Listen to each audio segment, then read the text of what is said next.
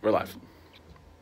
Welcome in. We're live on the PFF YouTube channel. Steve Palazzolo here with Sam Monson, and we're live because there's breaking news, Sam. Deion Jones, your favorite player in the NFL, maybe the best coverage linebacker in the NFL, going to the injured reserve for the Atlanta Falcons. Yeah, let's not go quite that far, Steve. You love him. One of my favorite players, not my favorite player, period.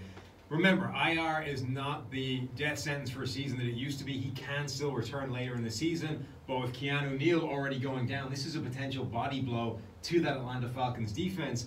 Last season, Deion Jones was the reason they won a bunch of games down the stretch. His coverage skills against the Rams in the playoffs, his coverage skills against the Panthers, who they play this week, shutting down Greg Olsen one-on-one, was critical to them winning a bunch of games. We are talking about arguably the best coverage linebacker in the game. Wasn't beaten for a pass longer than 30 yards all 2017. Yeah, and he was great in week one as well against the Philadelphia Eagles, a 90.5 pass coverage grade there as well, all a part of your PFF Elite package. You can check out all those grades. But, you know, he was one of the bright spots for the Falcons in their loss, flying around the field, making plays in the run game, but again, especially in coverage. The short passing game, his speed just plays extremely well. And in that system, he has to match up with tight ends down the field. He has to play zone. He's got great range. He is a perfect middle linebacker in today's NFL from a coverage skill standpoint. So that is a huge loss for the Falcons. Absolutely. If you look at the past 3 seasons of PFF grades, he has the second highest coverage grade of any linebacker, trailing only Luke Kuechly. And if there's another guy in the NFL linebacker who has a claim to be the best coverage linebacker in the game, it's Kuechly, right? So that's the kind of competition he's up with in terms of being the best guy in the league. It's critical. It may not be showing up this week because the Panthers themselves look like they're without Greg Olsen, who's got a foot injury.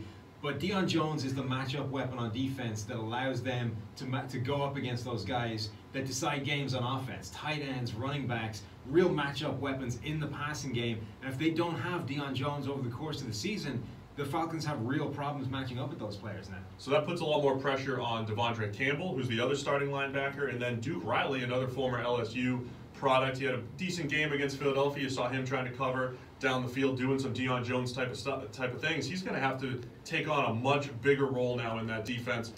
He's in his second year, and you know he's got the same type of athleticism, but not the same track record that Jones has in coverage. Yeah, it's a major loss, and like I say, it's not the death sentence for his season. He could still come back, but now the Falcons are dealing with 2 critical losses on that defense that was a strength heading into the season. Suddenly, their depth is being tested pretty significantly, and we're going to have to see how it unfolds for them. So again, the good news is Deion Jones, he can still come back later in the year, but for now, on injured reserve, and a season that did not start out great for the Atlanta Falcons, 0-1, now down Keanu Neal for the season, and Deion Jones for a significant amount of time. Be sure to get to ProFootballFocus.com and go grab your PFF Elite package, and you can go get Premium Stats 2.0 for all player grades, every single play, every single player, every single game.